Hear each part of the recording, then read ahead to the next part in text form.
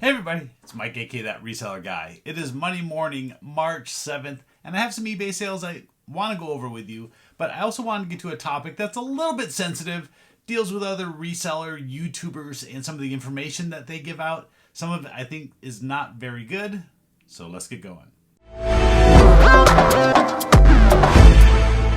Alright, first I want to talk about sales. Yeah, sales on eBay were pretty slow this weekend for both thrifted goods and for sports cards. I already did my video on that card guide channel. You can go over there, check out the sports cards and sports related items that sold over there.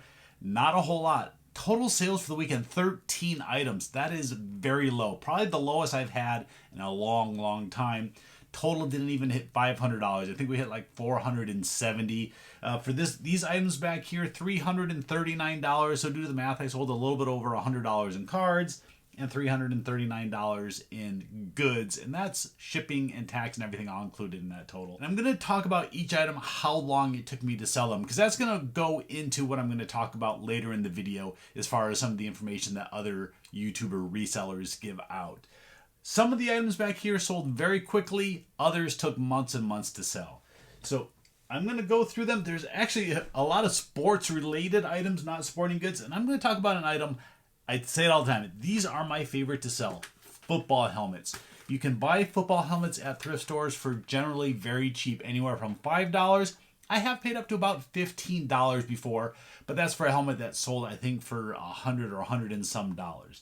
This one here sells quickly every time I get it. This is a Rydell Little Pro. You can see the face mask. It really comes out here. It's an older helmet. This one here, pretty cool with the red with a white face mask, kind of a color design that I haven't had before. And I'm going to show you something with this helmet. Look, it's missing the ear pads inside and also the forehead pad right here. So it's missing 3 of the pads that it needs, and this still sold the same day for $49.99 plus shipping. I paid $5.49 for this helmet, and like I said, it sold the exact same day. So when you talk about items that sell fast, football helmets will, as long as you find the right ones. This was a fantastic 5 to 50 flip, and like I said, it sold the same day. Next one is actually an item that I bought in a estate sale, and I definitely paid up for this item. This is an autographed boxing glove signed by Ken Norton. I believe he's a former heavyweight champion, if I'm not mistaken.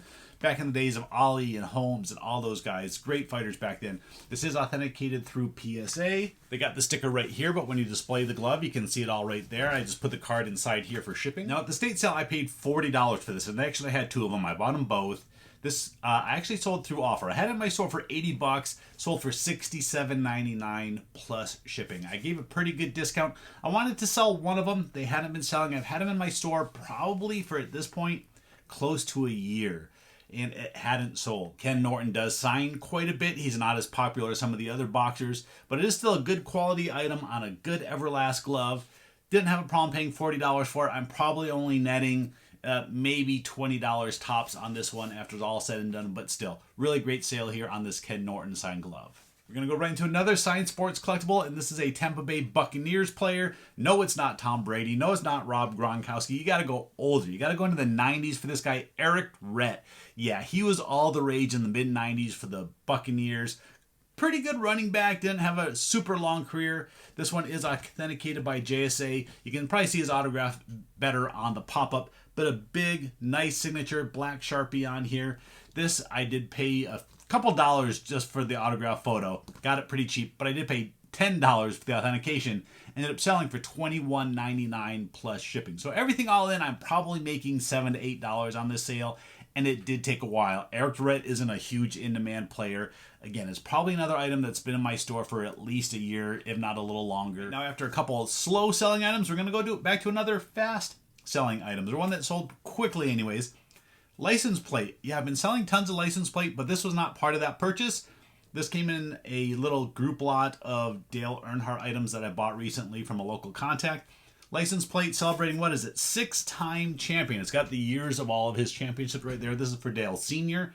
Found out that this license plate sells pretty good and has a decent sell-through rate. This one I got $14.99 plus shipping. I did have it in my store for $20, sent out a 25% off discount, and they took it. So $14.99 plus shipping, and it was only in my store for a couple weeks. So pretty quick sale. If I left it out there for that 20, it might have taken longer, but with that good discount, maybe $15 was the better price. All right, next, another item that I've been buying a lot of and listing more and more of is baseball gloves. This one here needs to be broken in a little bit more. It hasn't had a baseball stored in there for a while, so the thumb area is a little stiff. But this is a very good baseball glove. It's an Easton E-Pro, and you'll see the model in the pop-up. It's got a long name, EPG, and then some numbers. Really cool glove, dark brown glove with the light brown laces, really pops, really cool glove. This one sold for $79.99 plus shipping. Didn't take too long. I think it was in my store somewhere between 2 and 4 months. I've been buying so many gloves recently, I can't remember the exact purchase date of all of them. But yeah, gloves, another item that you can buy generally pretty cheap, under $10. And this one here in particular sold for $80. So yeah, it's a really good glove. Love football helmets, love gloves. They generally have really good profit in them. So start looking, gloves and helmets. All right, 2 more items that I sold. Next up, I've sold this one a couple times in the past. This is a Dynaco Motor Oil Can, but this comes from California Adventure over by Disneyland. You open it up and it's a drink cup. So yeah, you would buy this in Cars Land. They would fill it up with a beverage for you. I don't know if you could get refills for it, but you had to like put the straw together, goes through here, and you drink whatever beverage that you got over there. I found these a couple times in the past. Found out that they're pretty good sellers. They make them in a couple other colors. I think there's red and green or red and yellow, a couple other different ones. I've always found the blue ones. The last one I got a little bit more for. I think it was before Christmas, so I think that's why it went for more. This one here, again, I had in my store for $25. I sent out a discount, went for $20 plus shipping, paid 99 cents for it. So yeah, it's definitely an item that you can pick up cheap and sell for good money as well. Didn't take too long. I think it's only been in my store for maybe a month. And this next one sold in 5 days. How do I know that? Because I listed it as an auction. Yeah, it's just in here in this box. It's ready to go out.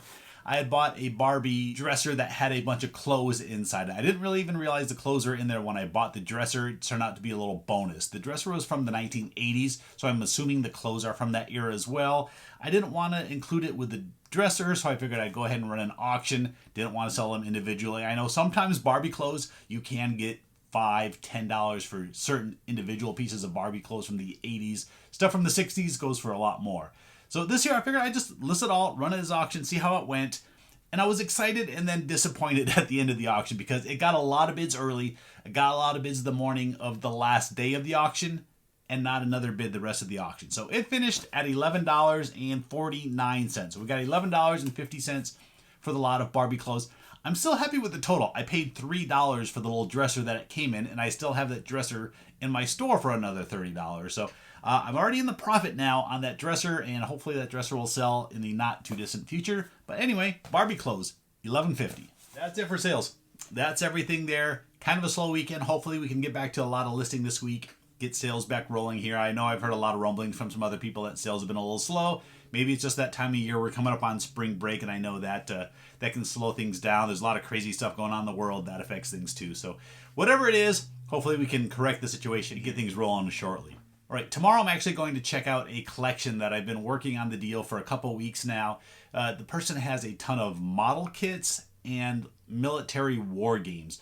I'll throw up a picture up here. Most of the games have been played. Some of them are unpunched though, so I got to go over there and look through everything, see what's there. There could be a lot of money here. Now, the person that's selling it to me, they've done a lot of research. They know it's not garbage. They know they have good money here, so they've been waiting for the right buyer to come in and buy it all. I'm hoping I'm that guy. Now, I let them know, generally when I'm buying collections like this, I'm paying between 10 to 40%, just depending on the condition of everything. So we'll see. We'll see if I'm spending a couple $100 or $1,000 or more for this collection of items. I'm going to go over there, look at it, take a lot of notes, come home, do a little more research, and then I will get back in contact with them and give them my offer. And I think they're going to take it. I think they're looking to get rid of these items. They're not looking to make a killing off of them. They do want to get a price that's fair for both them and for me. So I'll show you a couple pictures of that later in the week. Maybe I'll throw one out there on Instagram as well, just so you can kind of see what I'm looking at. Now let's get into the subject at hand. I want to talk about some of the things that other YouTuber resellers are talking about. There's a lot of videos out there of people going to stores. I'm going to say generally, I'm talking more about the people that have, we'll say 50,000 plus subscribers, but generally higher than that. They're going out to stores and they're buying tons of items. They're buying shoes and shoes and shoes and shoes, go to the clothes, and they're saying, this will be a quick sale, this will be a quick sale, this will be a quick sale, oh, this will sell easy. Here's what happens.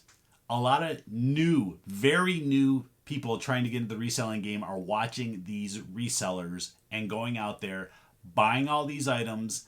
And the problem is they don't have a big budget. So they're going there buying these items and then they're finding out that they're not selling nearly as fast as it's being made out to be.